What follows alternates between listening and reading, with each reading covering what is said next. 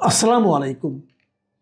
প্রিয় দর্শক, আপনারা জানেন যে তত্ত্বাবধায়ক সরকারের যে বিধান সেটা যে আওয়ামী লীগ সরকার বাতিল করেছিল এবং বাতিল করে সংবিধান সংশোধন করেছিল, সেই বিষয়টা এখন পাল্টে গেছে। গত বৃহস্পতিবার 20 নভেম্বর দেশের সর্বোচ্চ আদালত তারা 14 বছর আগের যে রায়টা ছিল, বিচারপতি ABM খায়রুল হক যে রায় দিয়েছিলেন যে তত্ত্বাবধায়ক সরকার ব্যবস্থা থাকবে না, সেই রায়টাকে বাতিল করে দিয়েছে। সেই রায়টা কিন্তু সর্বোচ্চ আদালত থেকেই হয়েছিল, আপিল বিভাগ থেকেই হয়েছিল। সেই আপিল বিভাগের রায়টা আবার বর্তমানে যে আপিল বিভাগ আছে সর্বোচ্চ আদালতের, সেই আপিল বিভাগের বিচারকরা আপিলে পূর্ণ বেঞ্চ মানে সর্বসম্মতিক্রমে বাতিল করে দিয়েছে। আগের যে রায়টা, যেটা 2011 সালে হয়েছিল, সেই রায়ে 7 জন আপিল বিভাগের 7 জন বিচারপতির মধ্যে 4 জন বলেছিল যে তত্ত্বাবধায়ক সরকার ব্যবস্থা থাকার দরকার নেই, থাকবে না। আর 3 জন বলেছিলেন যে এটা থাকার দরকার আছে। সেরকম সংখ্যাগরিষ্ঠ রায়ে সেটাকে বাতিল করে দেওয়া হয়েছিল। কিন্তু এবার 7 জন বিচারকের 7 জনই বলেছেন যে ওই যে বাতিল করে দেওয়া হয়েছিল 2011 সালে, সেই বাতিলটা ঠিক হয়নি। আসলে তত্ত্বাবধায়ক ব্যবস্থা থাকা দরকার। আমাদের দেশে একটা সুষ্ঠু গণতান্ত্রিক নির্বাচনী প্রক্রিয়া চালু রাখার জন্য তত্ত্বাবধায়ক সরকারটা থাকা দরকার। গত আওয়ামী লীগের এই 2011 সাল থেকে 2024-এ তারা দেশ ছেড়ে চলে যাওয়ার আগ পর্যন্ত, সরকারের পতন হওয়ার আগ পর্যন্ত, এই পুরো সময়টা দেশের প্রায় সকল বিরোধী দল, আওয়ামী লীগ, তার সঙ্গে যারা জোট এবং জাতীয় পার্টি, এই সমস্ত দল ছাড়া আর সকল রাজনৈতিক দল কিন্তু আন্দোলন করেছে এই তত্ত্বাবধায়ক ব্যবস্থার জন্য। এবং আমি নিজেও বহুবার বলেছি যে আমাদের দেশে যে তত্ত্বাবধায়ক ব্যবস্থাটা আছে, এটা তুলনামূলকভাবে সবচেয়ে ভালো নির্বাচন পদ্ধতি। এই তত্ত্বাবধায়ক সরকারের মাধ্যমে নির্বাচন হলে আমরা একটা মোটামুটি নিরপেক্ষ নির্বাচন পাই।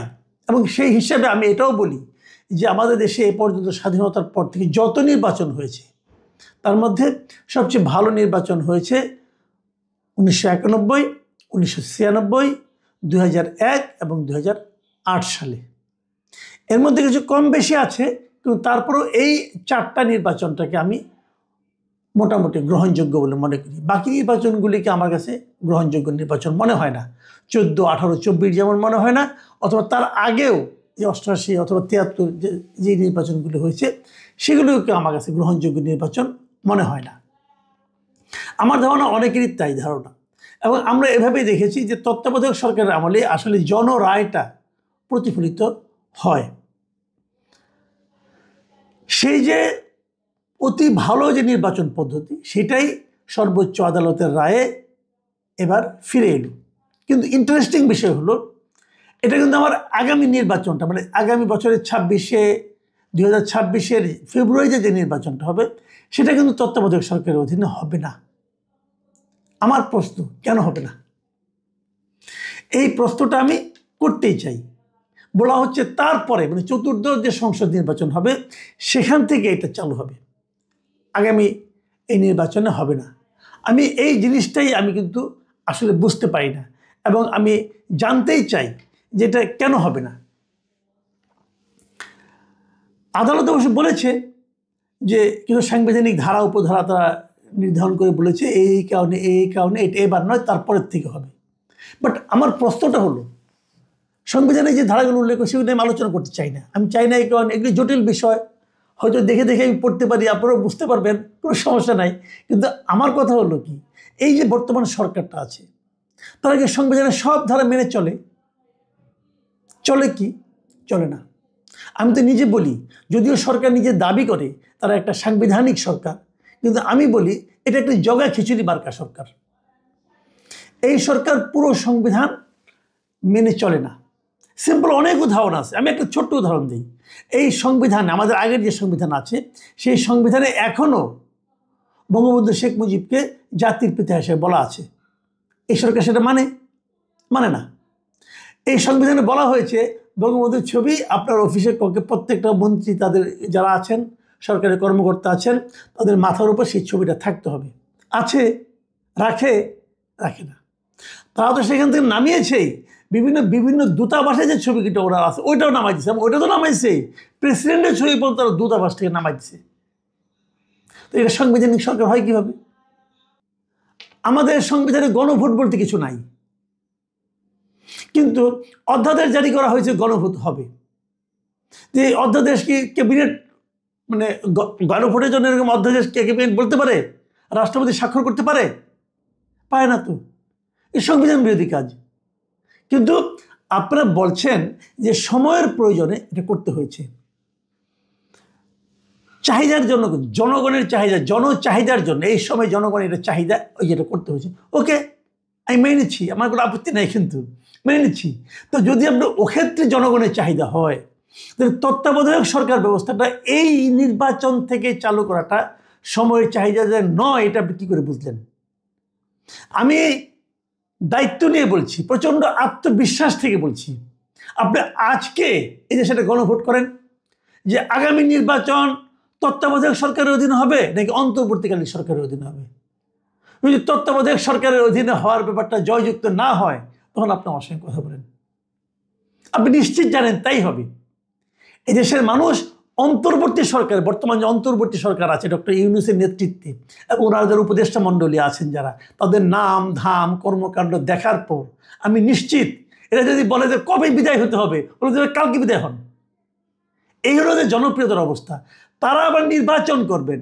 এরই মধ্যে কিন্তু অনেকগুলি ঘটনা ঘটেছে যে তত্ত্বাবধায়ক সরকারের একজন উপদেষ্টা তিনি ঘোষণা করেছেন তিনি নির্বাচন করবেন, এবং উনি এবং ওনার বন্ধুবান্ধব যে সমস্ত এলাকা থেকে নির্বাচন করবেন, সেখানে তারা বাড়তি বাড়তি উনি ওনার মন্ত্রণালয় থেকে অনুদান দিচ্ছেন বিভিন্ন প্রতিষ্ঠানের জন্য। আবার উনি নির্বাচন করবেন, উনি এখনও উপদেষ্টা, এবং ওনার উপদেষ্টা থাকার ব্যাপারে কারো কোনো আপত্তি নাই এই সরকারের। তাহলে এই সরকার কতটুকু নিরপেক্ষ থাকবে? আমরা তো একটা নিরপেক্ষ সরকারের অধীনে নির্বাচন চাই। আমি বিস্ময়ের সঙ্গে লক্ষ্য করি, গত আপনার 15 বছর, 14 বছর, 15 বছর যে রাজনৈতিক দলগুলো তত্ত্বাবধায়ক সরকারের অধীনে নির্বাচনের জন্য আন্দোলন করেছে, বুকে রক্ত দিয়েছে যে দলগুলোর কর্মীরা, সমর্থকরা, সেই দলগুলো তত্ত্বাবধায়ক সরকারের বৈধতা উচ্চ আদালত কর্তৃক স্বীকৃত হওয়ার পরও তত্ত্বাবধায়ক সরকার চায় না। তারা এই দাবিটা তোলে না। কেন তোলে না? তোলে না এই কারণে তারা ডক্টর ইউনূসের সরকারকে চটাতে চায় না। তারা মনে করে যদি ইউনূস সরকার চটে যেয়ে আবার নির্বাচন না দেয়, মানে তত্ত্বাবধায়ক সরকারের যে নির্বাচন হলে কার লাভ? পলিটিক্যাল পার্টিগুলোর লাভ না কার লাভ? আমি জানি না কার লাভ। আমি এটুকু জানি যে জনগণের লাভ। জনগণ তত্ত্বাবধায়ক সরকার চায়। তো জনগণ যেটা চায় তার জন্য জনগণকে আরো 5 বছর অপেক্ষা করতে বলছেন কেন আপনারা? আপনারা কিসের রাজনৈতিক দল রে ভাই? আমি বিএনপি অথবা আমি জামায়াতে ইসলামী অথবা এনসিপি অথবা গণ অধিকার পরিষদ, আমি সকল রাজনৈতিক নেতৃবৃন্দের কাছে প্রশ্ন করছি, আপনারা কিসের রাজনৈতিক দল? আপনারা কার জন্য রাজনীতি করেন? ভাব দেখে মনে হচ্ছে আপনারা এই অন্তর্বর্তীকালীন সরকারকে খুশি করার জন্য রাজনীতি করেন। ভাব দেখে মনে হচ্ছে আপনারা ডক্টর ইউনূসকে খুশি করার জন্য রাজনীতি করেন। আপনাদের রাজনীতিতে জনগণ কোথায়? আপনি জিজ্ঞাসা করেন, আপনি যে কোনো একজন এলাকায় যে জিজ্ঞাসা করেন, ভাই আপনারা কি অন্তর্বর্তীকালীন সরকারের অধীনে নির্বাচন চান নাকি তত্ত্বাবধায়ক সরকারের অধীনে নির্বাচন চান? দেখেন আপনি কি জবাব পান। তাহলে তত্ত্বাবধায়ক সরকারের ব্যাপারে আপনারা দাবি তুলছেন না কেন? যদি দাবি না তুলেন, এরা তো আরাম পেয়ে গেছে, এরা আরো 3 মাস 4 মাস থাকবে মহানন্দে, কেন তুলছেন না? প্রিয় দর্শক, আপনাদেরকে ভাবতে হবে। আমি আপনাদেরকে রিকোয়েস্ট করছি, আপনারা ভাবুন যে যদি তত্ত্বাবধায়ক সরকারটাই সবচেয়ে ভালো পদ্ধতি হয়ে থাকে একটা নির্বাচন অনুষ্ঠানের জন্য, তাহলে আপনারা কি চান না আসন্ন নির্বাচনের সবচেয়ে ভালো পদ্ধতি হোক? চান না আপনারা? ওই যেটা চান, তাহলে এটা কেন এখনই হবে না? কেন এর জন্য আমাকে 5 বছর অপেক্ষা করতে হবে? আমি তো মনে করি যে 5 বছর পর এটা নাও থাকতে পারে। যখন 2008-এ নির্বাচনটা হচ্ছিল, তখন যারা ভোট দিয়েছিলেন তারা কি কেউ চিন্তাও করেছিলেন যে 2014-তে তত্ত্বাবধায়ক সরকার থাকবে না? কেউ চিন্তা করেন নাই। কেউ থাকেনি তো পরে। আওয়ামী লীগ তো রাখেনি। আওয়ামী লীগের এত সংখ্যাগরিষ্ঠ ছিল, তা রাখেনি, বাতিল করে দিয়েছে। আগামী যে বাতিল হয়ে যাবে না তার কি গ্যারান্টি আছে? আমি এখন পাচ্ছি, আদালত বলছে এইটাই লজিক্যাল, সবাই বলছে এটাই লজিক্যাল, কিন্তু তারা কেউই আবার এখন চায় না, আরও 5 বছর পরে চান। 5 বছর পরে আপনি থাকবেন না কে থাকবে তার কি গ্যারান্টি আছে? তখন যারা ক্ষমতায় আসবে তারা রাখবে কি রাখবে না কি গ্যারান্টি আছে? জনগণ এখন যেটা পেয়েছে 5 বছর পরে সেটা ভোগ করতে হবে, এটা কেমন কথা? যেমন আপনাকে একটা উপহার দেওয়া হলো, যেমন আপনাকে একটা জামা উপহার দেওয়া হলো, অথবা একটা পাঞ্জাবি উপহার দেওয়া হলো, দিয়ে বললো